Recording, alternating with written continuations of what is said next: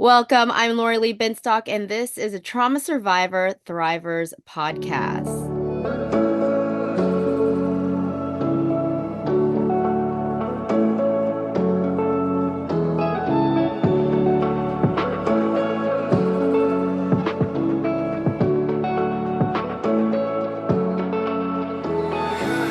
Thank you for joining us. This is a Trauma Survivor Thrivers podcast on Mental Health News Radio Network.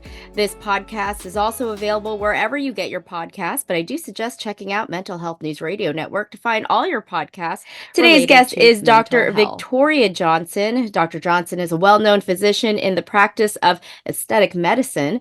She has pioneered many state-of-the-art laser procedures and surgeries and has helped guide the field for more than 20 years.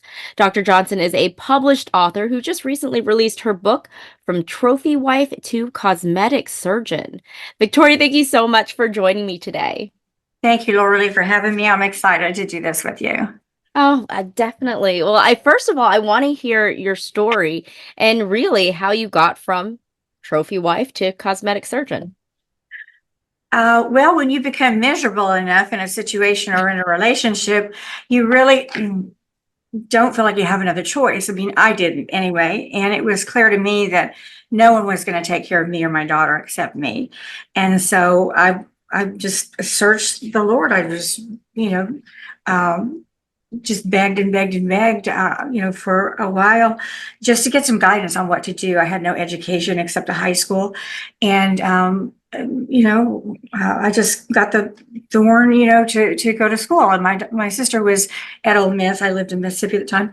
And so I went to visit her, and it was just like a knife in my heart. I needed to go to school.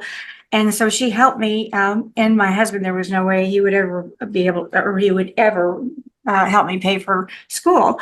So we went over to the bursar's office, and it was the first year in 1988 that they allowed women to borrow money for education without their husbands' approval. I mean, the first year, and that's only 1988. Can you believe that? Anyway, but I was able to do that and able to go to school. And I just, took care of my daughter, my family, got her where she needed to be, got me where I could study, and then did all the things I needed to do to get through my undergrad. And then, all of this is a matter of prayer the entire time, because I didn't know I was smart. I had no idea. I'd been beaten down so bad. And so when I figured out I was smart, I was like, wow, okay, I can do this. And then it was really a calling in my heart to become a doctor. And I'm like, okay, I'm a Tupelo housewife. How's this going to happen? But it did. It did, just one door at a time, like the being able to borrow money, and then, the timing for my testing and everything and my courses, it all just fit perfectly. And it fit perfectly where I could drop my daughter off in the morning, do what I need to do during the day, and pick her up at night. And then I would wake up, like at 3 in the morning and study from 3 to 5 or 3 to 6, because my husband wouldn't let me study. He would just scream and yell, and it was just miserable. But I knew I had to do something else, and I was just so driven, and I had to get out of the situation. And it took me a few years to do that. But then in the end, when I was in medical school, there was, in my book, my friend Joan, she helped me a lot because she was with me and my husband several times. And she's like, he treats you like a dog. Why are you saying this? And I looked at all these other women that were happy. They were in medical school too. And here I am miserable with this horrible person telling me that I'm terrible. He wants to get me thrown out of medical school, all this stuff. And I was just focused, and I did really well. And I took care of my daughter. She did really well. We didn't have hardly any money, but she got a job when she was 15, and she did really good. She always had 2 or 3 jobs, went to school. She did good in school. When I was on call, she'd come to the hospital and visit me or bring me dinner or something like that. So we would find time, even though I had to be on call a lot, we found time for us to be together, to go to the movies or sit and have lunch and talk. And she was just an excellent child, which I'm so grateful for. Yeah. And because she was a teenager when I was in medical school, which is trying at best. But you just have to want something bad enough to go through whatever you have to go through. And I knew the Lord had something different for me, and I was going to find out what it was. Now, I had to put in a lot of work and go through a lot of mental beatings and stuff, but I wasn't going to let go. I was not going to let go of this urge and drive within me, no matter what I had to go through. And it was a lot. My daughter went through a lot. In fact, she can't even read the book. But she said, Mm. Mom, I don't want to relive it. I said, I didn't want to relive it either, writing the book. And I felt like I had to. I've been a doctor for so long, and patients, come in for different things, but they always end up talking to me and they tell me the most gosh awful stuff sometimes. And I'm just trying to hold on to my chair not to fall on the floor because I'm like, wow. And they're like, Dr. Johnson, you can't relate to this. I'm so embarrassed to have to tell you this. And I'm like, I can't relate to it. Yes, yes, I can. And so I just, after a while, I was like, how did I do this? How did I go through all that? And I didn't really know. And so I sat down and started writing and writing and writing and writing. And I took a bunch of stuff out and added a few things. But basically, I just wanted people to know that I'm a human being too, and I've been through a lot in my life. Pretty much everybody goes through a lot in their own ways. And I just wanted other people to see this is possible. You Mhm. can do this, you can thrive. You can leave that behind. I got a lot of counseling, and you can leave that behind. You don't have to be abused anymore.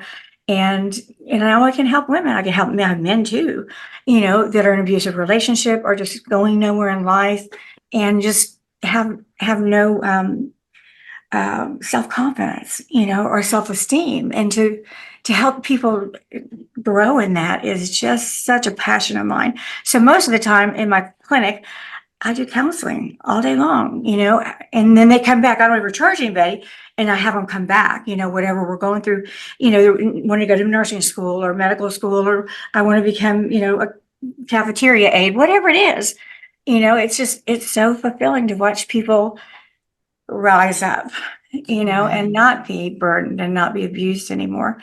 And it's just awesome. Yeah, to just stand up and say, no, I'm not doing that. You're not treating me like that. And like, this is my place. I have my own house. I mean, you can have your dream. You can. You just have to, don't listen to fear, because you're going to have fear constantly. And you Mhm. just walk right through that fear, because fear is fake. Fear is a false. And so you just walk through that fear, and then you find your faith, and faith grows in the rearview mirror. You don't know how much stuff you've been through until you look back and you're like, oh my God, I did make it through that. I did make it through that, Mhm. and you just hang on, and don't let fear get you. Don't let guilt get you. Don't listen to anybody, because your dream is not their dream, and Right. you don't know what their ulterior motives are. So no, you get your own dream and you just do it. And if you get scared or guilt ridden or whatever, just jump. Just do it. Just make the first jump, whatever that may be. And sometimes the jump might be wrong. You might be going the wrong direction, but you'll find out quick that you're moving. You're moving in the right direction, moving in a positive direction. And the doors will open for you. I promise you, they will open for you. Yeah. Yeah, I mean, I'm sure you get, like you were saying, you have a lot of patients that come to you and they tell you these stories like, oh, you don't know how to relate. But Yeah. there are a lot of people who feel like they can't get out of an abusive relationship, Right. or even, especially if it's verbal, because they're like, oh, he's just saying these things, but that will Right. knock you down pretty hard. Yeah. That's what mine was. Yeah, and it's terrible, but what do you say? I mean, I know you're saying just jump, just do it. I mean, what if there are people who don't know what it is that they can do, how they can survive, financially, especially. Yeah. Um, Financially is the big one, because that's how you're really controlled, is with the purse right, strings. Yeah, and right. that was the same with me, and that's why going to the bursar's office and getting my own school loans and borrowing as much as they would give me, so I had some extra money to live on with my to support my daughter. And but I mean, we didn't have hardly anything, but we did it anyway. And so I don't know where your finances are going to come from. I don't know which direction is right for you, but if you just keep this mindset, it comes to you. It comes to you. Oh, I need to do this. I need to do that. And then all of a sudden you open the mail. I can't pay the electric bill this month, but all of a sudden I open the mail and there's a refund for my gas bill. And it was enough to pay my electric bill. I mean, it just happened over and over and over. Then it was just not ridiculous. It was the Lord. Yeah, for sure. Taking care of me, and saying, I got you, Vicki. I got you.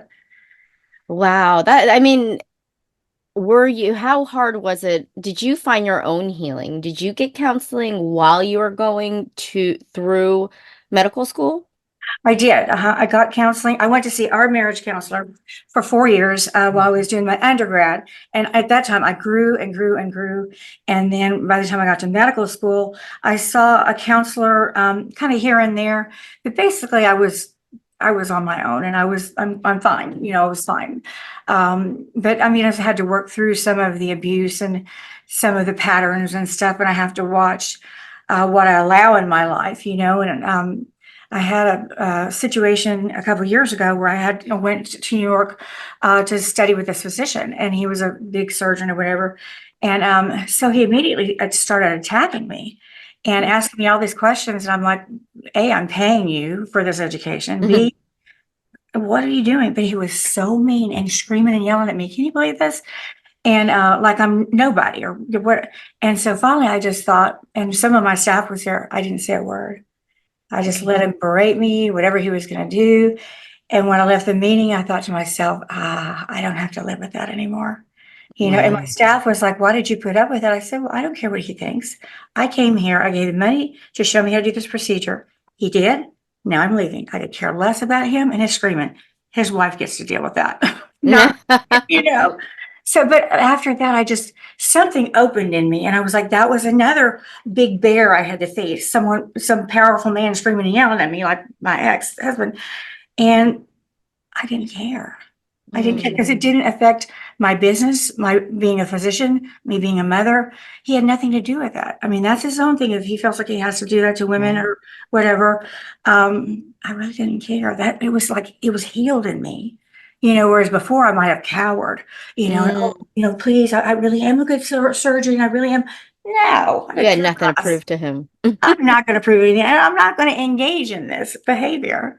No, I want to know how to do that procedure. I gave you money. You taught me. I'm out of here. So Wow. that was a big epiphany for me Wow. to face that, you know. Well, And that how, was a couple years ago. wow. Well, how did you leave your husband? Like, how did you walk away? Did you say enough is enough? When he told me he was going to get me thrown out of medical school, and I was in a second Mm. year medical student, and your schedule is not your own. So he was required. He had to take care of our daughter's son. And well, he hated that. And I needed to be home at 6, you know, whatever the time it was. Well, there's no way. Well, you need to just tell them that you have to be there for your husband. I'm like, this is medical school. No. Mhm. Um, and so my time is not my own. I made sure I took care of my daughter, but it got so bad. And he was so abusive when we would go to like parties with the rest of the medical school. And, you know, people would finally say, please don't invite him anymore. And Oh, then finally, wow. my friend Joan, she's like, why do you put up with that crap? You know, and she really was the one that pushed me over the edge. And then when he said he was going to get me thrown out of medical school, I was like, okay, that's it. I'm done. And again, something broke within me. And I remember getting a moving van and moving to my own place with my daughter. And then the next thing I knew, he drove up and he kissed her goodbye and then he left. I mean, he just left. I guess he knew. I mean, I was surrounded by all these powerful people going to medical school, wanting to do better with their life, and that he couldn't abuse them to take him in, you know. So he just left. And then he wouldn't pay me, you know, child support, went through a divorce and all that. And so my attorney hired, you know, someone in New Orleans, and they arrested him, put him in jail because he wouldn't pay Wow. child support, because you have to pay child support. And anyway, then he started doing that and never failed again. I don't think I ever saw him again. I might have seen a glimpse of him at one time, but no, I was done, absolutely done. Wow. I Wow. mean, That's it's so just like brave of something you. broke, you know, something inside me broken. No, this is my dream, and you're not taking it away from me. I'm not failing out of medical school. Yeah, Wow. You talked about, your patients coming to you and telling you their own story. And you wrote in your book and in magazine about how when people do come to you for because you work on, it's cosmetic surgery, right, and you kind of dig deeper than just the surface level. Can you, exactly. can you talk about that a little bit? Well, I realized early on that patients come in because there's something wrong. Okay. It could be this little tiny mole here or a little tiny wrinkle here. They want help. they don't know what kind of help they are. They don't really know. And so it's my the funnest part of my job is trying to figure out, why are you really here? And Mm. usually if I start talking to them and they're, like my job this or my job that, well, I just turned 50 and, all these young people coming in, I need to look better. Or, a man who's lost his wife after 50 years wants to start dating. How can I, that kind of stuff. Or people are in an abusive relationship and, and they're just beaten down. And I mean, you can feel it, so you just start probing questions. And, most of the time they'll open up to me and tell me, what's going on. And so I'll, depending on what's going on, I'll see them back sometimes daily, sometimes weekly, sometimes every couple of weeks. And I give them, self-help books and stuff. And one lady came in and she had finally stood up to her husband, abusive husband, and he threw her book away. And he said, "Oh, I knew there was something, you were doing something." So she came in and I gave her a copy of the book again, and I gave her 2 copies. I said, Mm. "Hide this one, okay, in case he tears this one up again." Because, and sometimes you just need help. Like I'll give him my book or I'll give him Dr. Hawkins' book, and it's all about you growing, and that you can do this. And so, yeah, when patients come here, there's something else going on, and Yeah. it's so fulfilling to help them stand up or put their shoulders back, their head in the air. I got a nursing school, or, I got my whatever degree it is finally after all these years, and it's so rewarding. Yeah, I love it. Wow. So you're like a surgeon and a counselor all in Yep, all one. in one. Yeah. And the most Ah, important thing to me is the counseling part. Yeah. wow. What made you go into the cosmetic side of it? Well, I actually began as a family physician, but I never did that. I was an ER physician for a while, but I got interested in aesthetics, and all I had when I opened was Botox and 2 lasers. And I don't know how I did it anyway, but I quit my job, didn't tell my job I was quitting my job. And I worked in the ER at night, so I could do laser light in the day. And I don't know, I just kept putting one foot in front of the other and um, just keep going. And so, how do I like aesthetics? I like being my own boss. And I wasn't Mm. my own boss in my past jobs. And I don't like that, I mean, I guess I'm a control freak. I don't know. But I want to do my own thing. And I couldn't counsel, at previous jobs, or um, couldn't do little extras. Well, now I can counsel. I send my patients flowers or, tickets to something. I mean, whatever it is that's appropriate, um, Hmm. and I'm free to be me, and I'm free to be loving and caring, and to show you that you can be a powerful woman, but you can be loving and caring. And that's the most important part of my life, is to care for people. So, Wow. And you now have a husband. I have a husband now. We've been married 3 years in a couple of weeks, but we've been together about 15 years. And he's fabulous. He's a lawyer, a retired lawyer. He's a little bit older than I am, but he is the calming force in my life. Yeah. When I get too excited or worked out, he's like Victoria, tone it down a notch, and he just takes care of everything for me. I mean, he's just wonderful.